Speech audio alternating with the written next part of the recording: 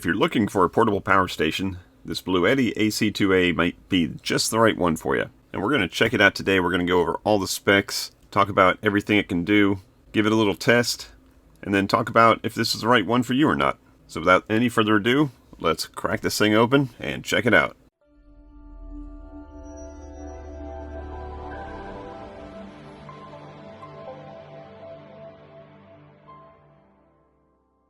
Alright, so here's the BLUETTI AC2A, and just to give you a little bit of scale here, here's a normal size game controller. So I'll put that right up there next to it.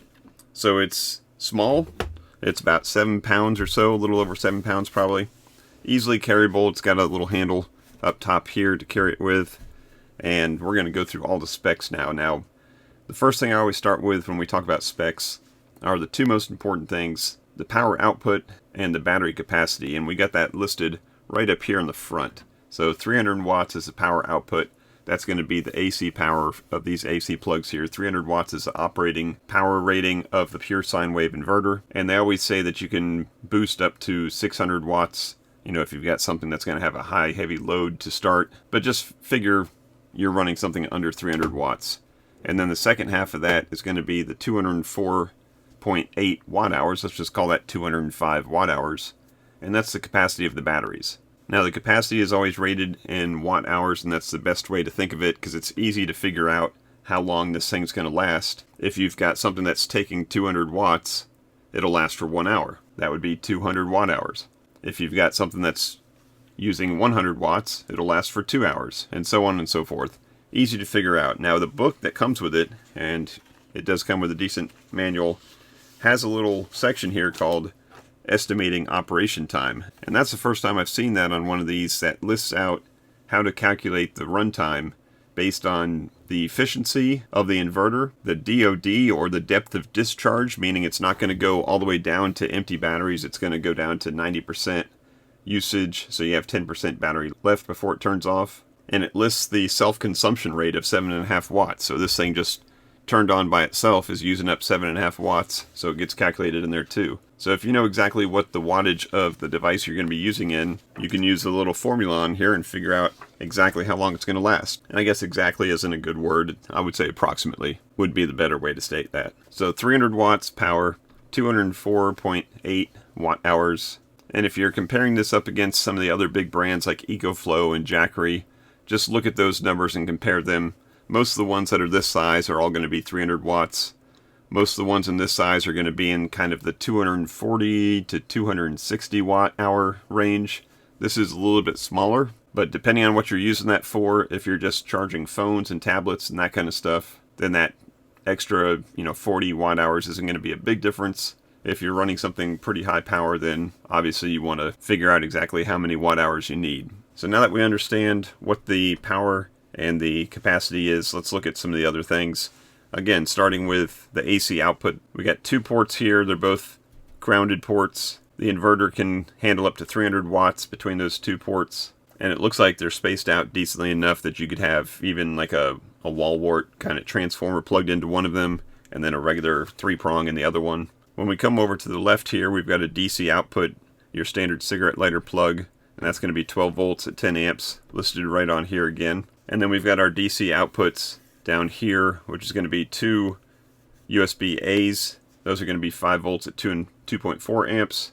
And then you've got the USB-C power delivery, which will work all the way up to 20 volts at 5 amps or 100 watts total. Now, as far as charging it, you're going to have an AC charger plug here on the side. That comes with an included cable, and it's just a regular 3-prong.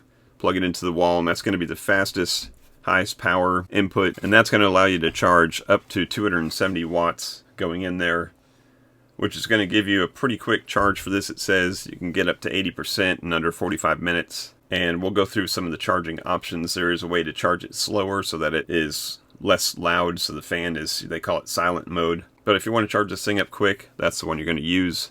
And then we've got the DC input over here for your solar panels or cigarette lighter plug in your car. And that's going to be here 12 to 28 volts, 200 watts max. And that's pretty nice for a unit that's this small to allow you to plug up 200 watts worth of solar panels. So if you're using this for camping and you've got decent solar panels, this will keep this thing topped off all day long. Now speaking of that input, it does come with the cable here for the XT60 connector that is on the unit, and then you get these MC4s. So that's nice that it comes with the cable. What it doesn't come with, there's an optional cable you can purchase from BLUETTI, which is the XT60 cable that goes to a cigarette lighter plug. So if you want to charge this in your car using a cigarette lighter plug, you'll have to find that cable separate, but the other two cables, both the solar cable and the AC cable, does come in the box. So that pretty much covers all the specs. Let's go ahead and turn this thing on. So you press and hold for about 2 seconds, turns the display on, and the display gives us a lot of information. The book has a listing of what all the different icons are that will show up depending on what you're doing, but the basic screen itself has your input wattage, your output wattage, your battery capacity, and then you'll have a time here depending on if you're charging, how long it's going to take to charge, if you're discharging, how long it's going to last, and that's going to be based on the difference between your input and your output. In addition to the display on the unit, there is also a smartphone app that you can download, and I'll demonstrate that also in this video. Now let's go ahead and test this out. I'm going to start off by testing the USB-C output here, and if you're going to be outputting up to 100 watts, you want to make sure that your cable is rated for that much. I've got a cable here that is actually listed right on the tip here that it is 100 watts, so we're going to plug that in. And I'm going to plug this in to charge up this little Geekery battery pack here, because this little guy's got USB-C ports that will allow up to 100 watts in. So let's go ahead and plug that in, and then we're going to turn the DC on. And you can see the little DC light illuminates, and our Geekery here is starting to charge. And if we look at that number climb up, we're at 60, 70, 85, 91. So it's leveling off right around 85 to 90 watts, which is fine. There's always going to be some difference between the output of the device and the input of what you're charging. And that could be based on calibration differences or the cable quality, but at least we're getting close to that 100 watts out. And at this point it's showing an output here of 76, which is about matching what we were seeing in there. And it's telling us that it will continue for 1.5 hours. That's based on the fact that it's charged up to 59% right now. So it's going to maintain that output for that 1.5 hours or so. Or of course until the Geekery gets completely charged up. So that's pretty good. I'm going to go ahead and plug that also into this little battery pack here, which also has a 100 watt input on the USB-C, just to see if it's about the same. And we got the number here climbing. Let's turn this back on. And it's up to about 50. Oh, and this battery's up to 97%, so it's probably not going to be calling for the full 100 watts. And it's calling around 40 or so, which is also shown on the display here. So a nice high power delivery on the front of the unit. That's pretty nice. The one downside on this one compared to some of the other in this category is that this USB-C is only an output. It's not an input also, so you can't charge over it. But realistically, having the good solar option and of course the AC option there, that's going to be the smarter way to charge this thing up anyways. So let's go ahead and grab something to plug this into, and we'll test out the AC ports also.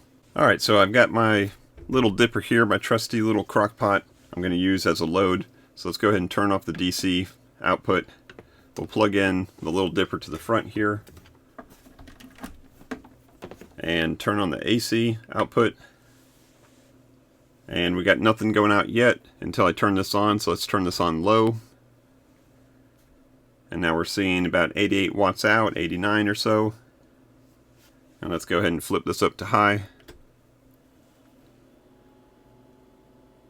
Now we're getting close to 120 watts out, and I don't know if you can hear it, but a fan of some sort did turn on this unit. So anytime you're going to be outputting a lot of power or charging with a lot of power, something inside here is going to get hot, so the fan is going to keep that so that everything stays safe in there. And it's not super loud. You can hear it if you listen for it, but it's not super distracting. So we're showing here, even with this 57% charge, that we've got about 0.9 hours, so a little less than an hour, that this thing will run this crock pot at 117 watts. So to be able to, run a device like this over 100 watts for a couple hours on a full charge, that's pretty decent for something this small. Now what I want to do next is I'm going to turn off the AC here. Let's turn off the little dipper. Turn off the AC. And I'm going to plug in the AC charger in here. so we can see this thing charge up. So I've got a little charging cable here already plugged in. So let's go ahead and open this trap door here and plug that in. And now we can see the little blue bar is going to the right. We're going up in charge, hopefully. We got an input right now of 132 watts. And we do have an indicator here that shows that it's connected to the grid. And it shows that it's going to take about 0.7 hours to get a full charge on this. Now I think this is the default charging speed, and you can do the settings either through the buttons on the front here or with the phone app to change this into a turbo speed, which is going to take that full 260 or whatever it was watts in. Now what I wanted to do to test it out before we get to that phone app is turn the AC on to see if we get pass-through charging. I do believe that this unit has pass-through charging, which means it's going to be able to draw enough power through the wall to both charge this and output to here without using the batteries. So let's go ahead and turn the AC on. And let's go ahead and turn this back on to high. And the fan did ramp up a little bit, because now you can see our input is 245, so it's got enough power coming in to charge the batteries. The charge time is still about the same, and it's also fully outputting this 110 watts to the little dipper at the same time. Now if you were running it like this, where you had this thing plugged into the wall, and then you had something actually powering through it, and you lost power, let's see what happens if I go ahead and lose power.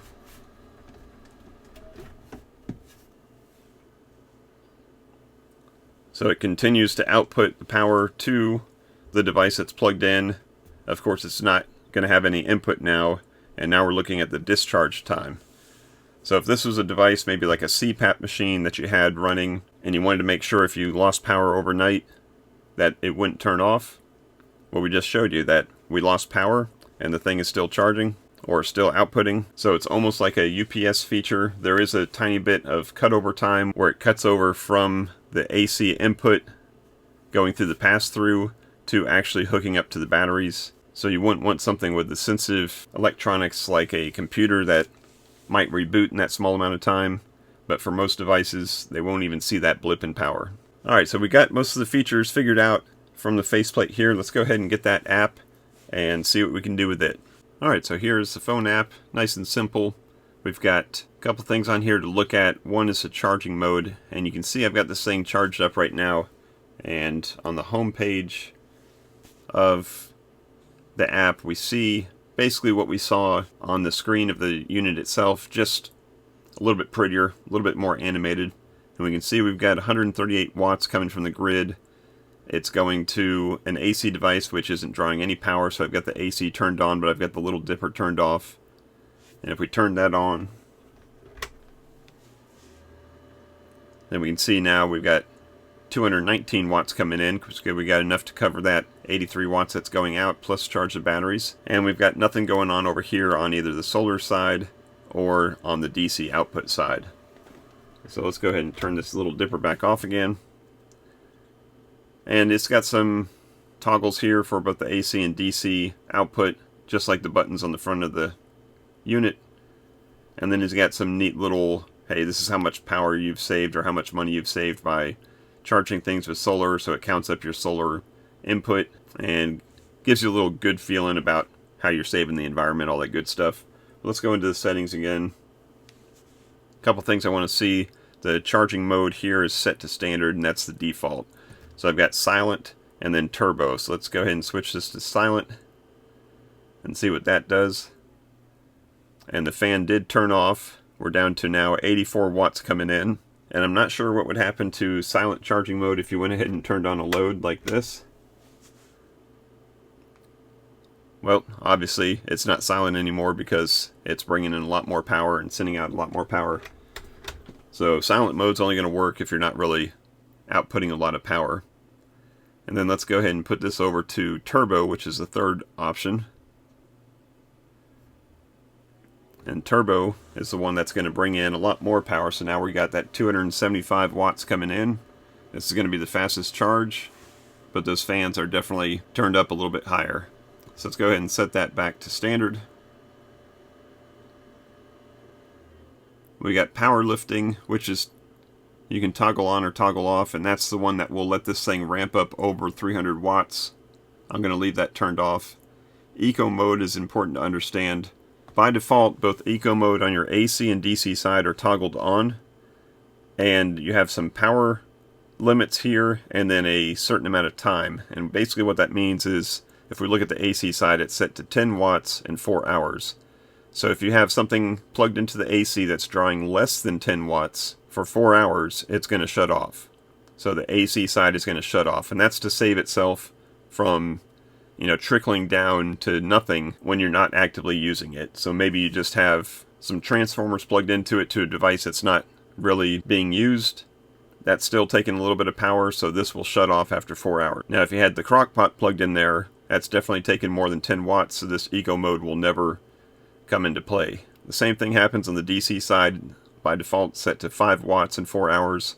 So you can go in here and change, it says from 5 to 10 watts. So I might even turn that one off, because if you've got a phone plugged in there, or if you've got some device that's hooked into one of the USB ports, and it stops drawing, power overnight, then it's eventually going to turn off. But you can massage these settings here however fits your needs. And then we've got auto sleep. The auto sleep is the screen itself. I think that was defaulted at 1 minute. I turned it up to 5 minutes, or you can set that to never. And that's it. Pretty simple. Nice little display here, and this is good when you're camping or something, or if you're using solar panels that are mounted outside and you've got this thing turned inside. You can actually go out to where the panels are with your phone instead of having to look on the screen, and you can actually adjust the angles of your solar panels and watch the phone screen here to see that you're getting the maximum power going into your power station. So simple, useful, gotta love it. Alright, so last thing I want to talk about is, who is this for, or is this right for me? And basically, based on the size, obviously it's portable. I would say if you're camping and you only had certain small power devices that you needed to use, maybe you're just charging your phones, maybe you just have some DC powered lights or some battery powered lights that need to be recharged, and you're not using this to, power up a full griddle and cooking bacon and stuff on an electric skillet, then this thing's going to be great. You got 200 watts of solar input, you've got 300 watts of output, you've got 200 watt hours of storage. This thing would be perfect for camping if you just need small devices. Also, like I said, if you've got something in the house that you need to make sure is running 24 hours a day and you're afraid of power outages, you can use something like this too. When I go out of town, we've got an automatic feeder for our cat, and it's got built-in timers that feed the cat at certain times of the day. I always use one of these, plug it in, and that way I know if I'm out of town for a day or two, if the power goes out, that cat's going to still keep getting fed. And these are also handy just for around the house. Sometimes I need to plug something in real quick and I don't want to unplug something from the wall, or maybe I'm too far away from the wall to plug something in. Maybe on the kitchen table I just need to plug in something small, a laptop or something. I'll just grab one of these, throw it on the kitchen table, plug in the laptop, and have that laptop charging while I'm using it. And I don't have to run a cable across the kitchen to plug it into one of the outlets there. So super helpful, very portable. So I guess the next important question is, who is it not for? Now, if you're going to be tiny home camping and you need to run a whole bunch of stuff, you're going to need a battery bigger than this. If you're going to be traveling for a long period of time and you're not sure about how much solar you're going to be able to get into it, you'll probably need a bigger battery than this. Or if you've got a device that's going to take more than 300 watts, maybe your favorite espresso machine or something that you go camping with draws more than 300 watts, you're going to need a bigger one than this. So do a little bit of research, figure out what it is that you want to plug into it, figure out how long you want that to run for, and if you have any questions about how to calculate that all out, go ahead and drop them down in the comments below. I'll be happy to help you with the math. But I think that's going to just about do it for this review. Hopefully you found something helpful in it. Hopefully it answered a couple of your questions. If it did, I appreciate a thumbs up. If you do have any questions that I didn't go over, or if you need me to test something out, go ahead and drop that down in the comments below, and I'll be happy to answer it. I've got plenty of reviews on other devices like this, some bigger, some smaller, so go ahead and check out the rest of the channel. There's a whole playlist set up just for these power banks and power stations, so go ahead and check those out. But that's going to wrap it up for this video. I thank you as always for watching, and until next time, peace out and geek out.